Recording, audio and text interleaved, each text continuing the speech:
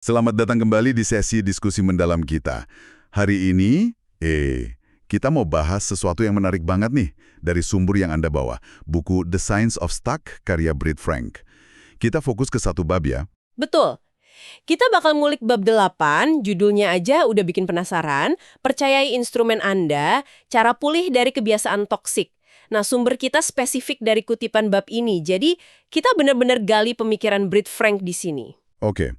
Dan misi kita kali ini, kita coba pahami perspektif buku ini soal kebiasaan toksik atau mungkin kecanduan ya. Agak beda nih, soalnya bab ini kayaknya nantang ide umum kalau ini cuma soal kurangnya willpower atau kemauan keras. Ada analogi penerbangan gitu ya. Iya, analogi itu penting banget. Jadi intinya bukan sekedar ayo usaha lebih keras, tapi lebih ke memahami gimana persepsi kita itu, wah bisa nipu banget. Mirip kayak, ya itu tadi, pilot dalam kondisi tertentu. Wah, menarik. Oke, kita mulai dari situ deh. Saya baca sekilas di sini soal fenomena yang, ya ampun, serem juga ya, namanya graveyard spiral. Bisa dijelasin dikit nggak apa itu dan kenapa jadi analogi utama di bab ini? Bisa. Jadi graveyard spiral ini kondisi yang bahaya banget dalam penerbangan. Biasanya terjadi pas jarak pandang terbatas, gitu. Pilotnya itu kehilangan orientasi spasial. Dia mungkin ngerasa pesawatnya terbang lurus, stabil gitu. Padahal Padahal, Padahal kenyataannya pesawatnya itu lagi menukik turun, muter, makin curam, makin cepet, bahaya banget. Jadi sensasi tubuhnya itu menipu. jadi ada konflik gitu ya antara apa yang dirasa pilot sama data, data objektifnya. Persis, instrumen di kokpit, altimeter, penunjuk arah, horizon buatan, itu semua nunjukin kenyataan. Pesawatnya dalam bahaya. Tapi sistem keseimbangan internal si pilot, ya, sistem vestibular di telinga kita, itu malah ngasih sensasi yang salah. Nah, di situasi kayak gini, pilot harus milih nih, percaya sensasi tubuh atau percaya instrumen. Salah pilih, ya, fatal akibatnya. Dan Brit Frank pakai ini sebagai metafora buat kebiasaan buruk kita gitu. Gimana nyambungnya tuh? Nyambung banget. Menurut bab ini, pas kita kejebak dalam kebiasaan yang rusak, mau itu kecanduan zat, perilaku kompulsif, atau mungkin pola hubungan yang nggak sehat, kita sering ngalamin disorientasi yang mirip. Kita mungkin merasa, nggak apa-apa kok, atau santai, bisa dikontrol ini, atau nggak separah itulah. Padahal, instrumen hidup kita nunjukin sebaliknya. Kayak kesehatan, hubungan, kerjaan gitu. Tepat, instrumen-instrumen itu mungkin udah ngasih sinyal bahaya, nunjukin kalau kita ini lagi ngarah ke kecelakaan. Tapi kita nggak baca atau nggak mau percaya. Wah, cara pandang yang dalam ya. Jadi pertanyaannya gimana caranya kita belajar buat percaya sama instrumen internal kita? Maksudnya kebenaran situasi kita itu, biar bisa keluar dari spiral negatif ini. Nah, itu dia inti bab ini. Biar paham kita perlu lihat gimana sih disorientasi ini bisa terjadi.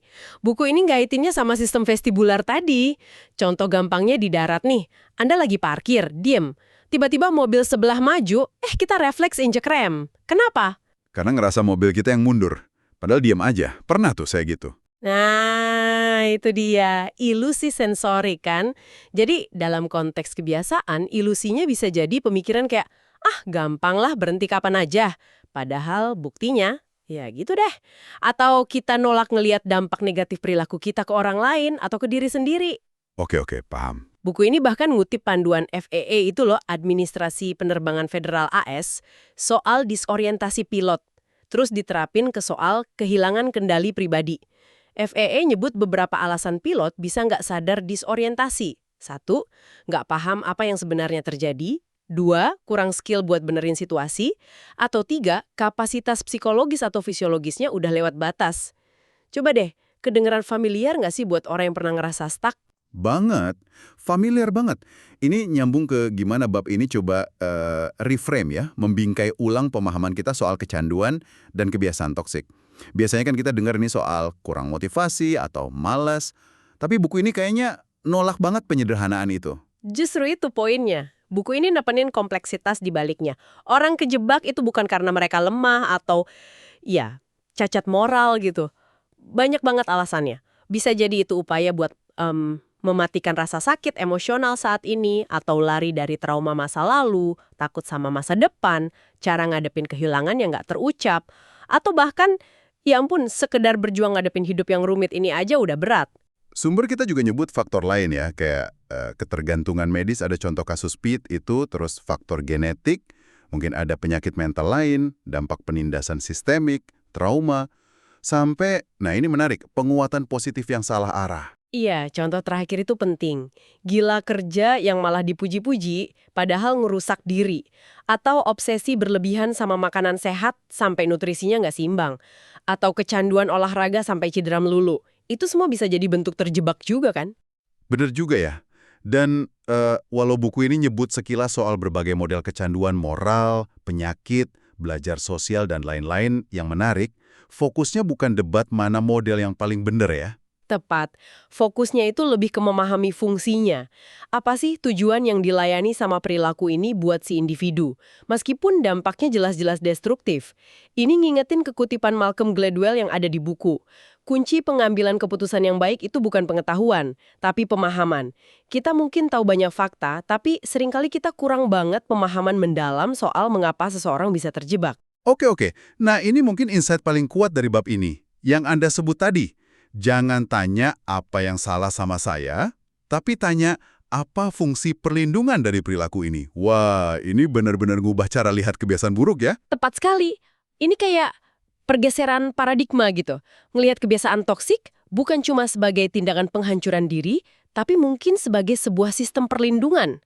Ya, walaupun sistemnya itu nggak sehat, malah adaptif, tapi dia muncul karena ada alasannya. Melindungi dari apa? Biasanya sih dari kebenaran atau rasa sakit yang rasanya terlalu berat buat dihadapi langsung. Buku ini kayaknya juga nyinggung perdebatan ilmiah yang ada ya soal model penyakit otak lawan model pembelajaran dalam kecanduan. Ada disebut nama Dr. Mark Lewis sama Dr. Gabor Mate juga. Iya, buku ini ngakuin ada perdebatan itu. Pandangan kayak dari Lewis dan Mate yang dikutip itu cenderung mempertanyakan apakah model penyakit otak itu satu-satunya penjelasan. Mereka lebih nekanin peran konteks, pembelajaran, dan potensi otak buat berubah neuroplastisitas itu. Tapi ya terlepas dari perdebatan ilmiahnya, pesan utama bab ini tetap konsisten. Pahami dulu fungsi perlindungan dari kebiasaan itu. Oke. Nah, kalau kebiasaan itu fungsinya melindungi dari kebenaran yang sakit, terus gimana dong cara ngelepasinnya? Apa langkahnya menurut buku ini? Nah, disinilah buku ini nawarin solusi yang mungkin kedengeran simpel tapi dalam banget. Katanya skill terpenting itu bukan afirmasi positif atau trik motivasi gitu, tapi komitmen yang radikal sama kebenaran diri sendiri.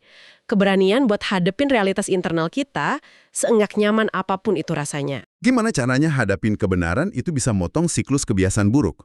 Buku ini kan ngegambarin siklusnya ya. Ada hal buruk terjadi, kita hindari rasa sakitnya, lari ke perilaku destruktif, muncul rasa malu. Terus muter lagi gitu. Benar, ada juga akronim F.INII itu topeng yang kita pakai. Padahal di dalamnya kita ngerasa ya fucked up, insecure, neurotik, sama emosional. Nah, motong siklus itu mulainya dengan interupsi sadar. Jadi bukannya langsung lari ke perilaku destruktif, langkah-langkahnya kira-kira gini. 1. Akui pemicunya. Apa sih yang sebenarnya terjadi? 2. Izinin diri buat ngerasain sakit atau nggak nyaman. Jangan dilawan terus. 3. Pertimbangin pilihan sadar buat tenangin diri. Cari cara yang sehat. 4. Validasi perasaan itu. Bilang ke diri sendiri, nggak apa-apa kok ngerasa gini. 5. Tarik napas, tahan dorongan buat bertindak impulsif yang rusak itu. Jadi, langkah pertamanya itu ya, berani jujur sama diri sendiri soal apa yang kita rasa dan alami. Buku ini nyaranin semacam inventarisasi kebenaran yang nggak enak gitu ya. Konsep tabelnya menarik tuh. Area kehidupan, perasaan tersembunyi, kebenaran sebenarnya. Bisa kasih contoh lagi nggak biar lebih kebayang? Bisa. Contoh fiktif dari buku ini ngebantu banget sih.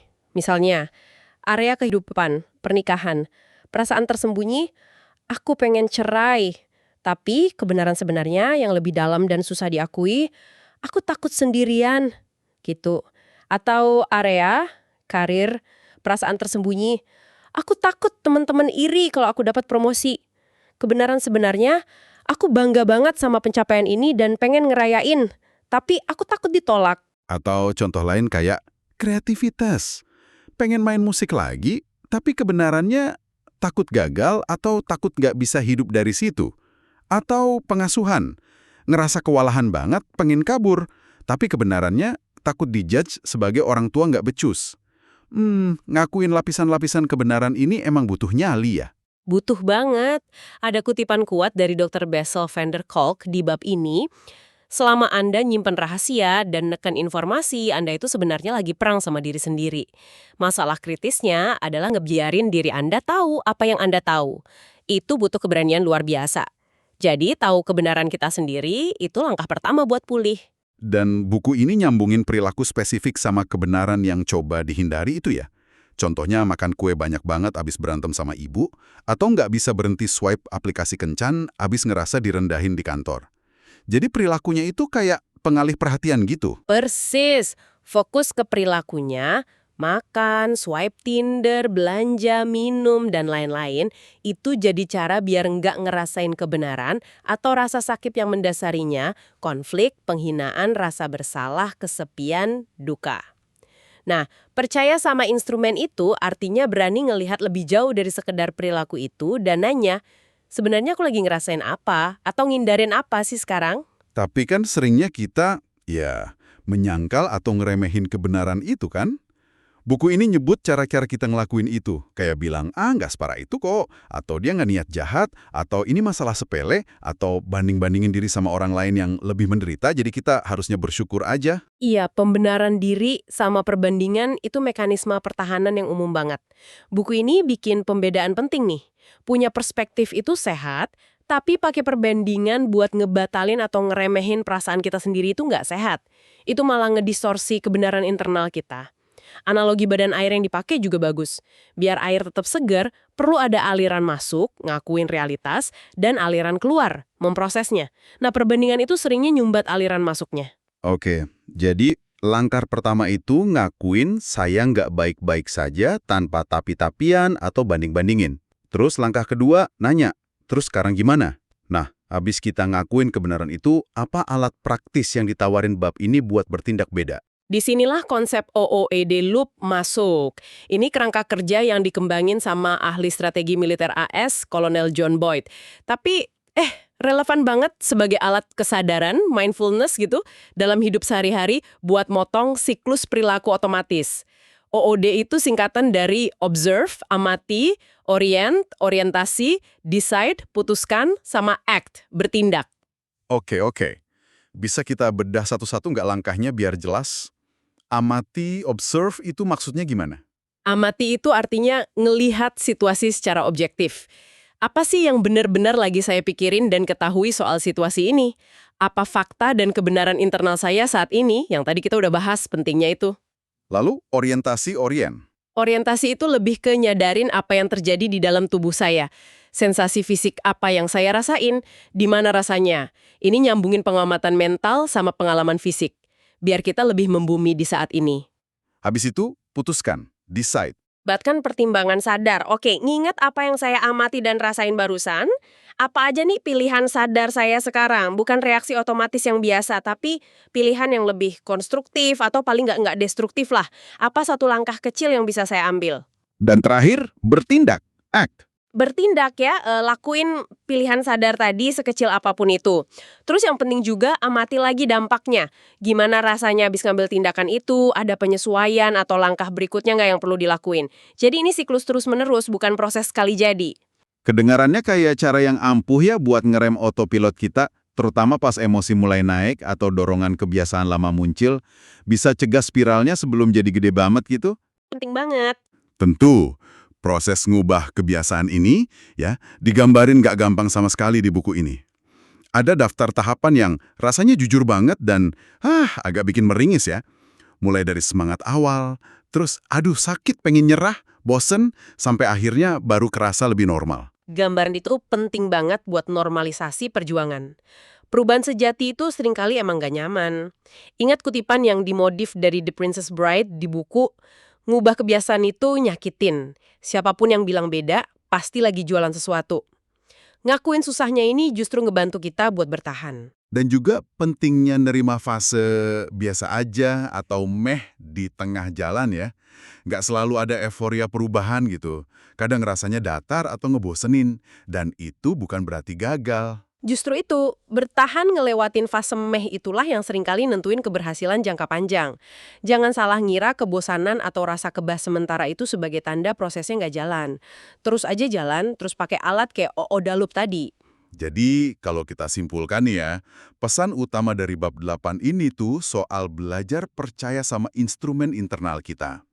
Mirip pilot dalam Graveyard Spiral yang harus ngabaikan sensasi tubuh yang nipu dan percaya data objektif, kita juga perlu belajar dengerin dan percaya sama kebenaran internal kita, walau nggak nyaman. Pertahanan diri itu, dan berani hadapin apa yang sebenarnya coba dilindunginya. Ini benar-benar mengubah fokus ya. Dari sekedar ngelawan perilaku di permukaan, jadi gali akarnya. Dan alat praktis kayak Oodalup ngasih kita cara konkret buat ngelakuin interupsi sadar itu. Amati kebenaran internal dan eksternal, kenali sensasi tubuh, terus bikin pilihan sadar. Itu cara ngambil alih kendali dari pola otomatis yang mungkin udah jalan bertahun-tahun. Ngakuin kebenaran jadi kayak kompas kita. Oke, nah sebagai penutup nih, mungkin ada satu pemikiran yang bisa Anda bawa pulang dari obrolan kita ini. Bab ini kan secara nggak langsung nantang kita buat nanya, kebiasaan terjebak Anda saat ini, sekecil atau sebesar apapun itu, sebenarnya lagi nyoba melindungi Anda dari apa sih? Kebenaran atau rasa sakit apa yang mungkin lagi coba dihindari sama pola itu? Dan dengan semangat percaya instrumen tadi, plus mungkin nyoba OOD Loop, apa ya? Satu langkah kecil aja yang bisa Anda ambil minggu ini buat mulai hadapin itu dengan lebih sadar, bukan malah lari terus. Wah, pertanyaan reflektif yang kuat banget itu. Langkah kecil yang didasari kesadaran akan kebenaran diri itu seringkali jadi awal perubahan yang gede loh. Betul. Terima kasih banyak sudah menyimak eksplorasi mendalam kita soal bab 8 dari The Science of Stuck. Semoga obrolan ini ngasih Anda perspektif baru ya, dan mungkin alat yang bisa dicoba. Sampai jumpa di kesempatan berikutnya.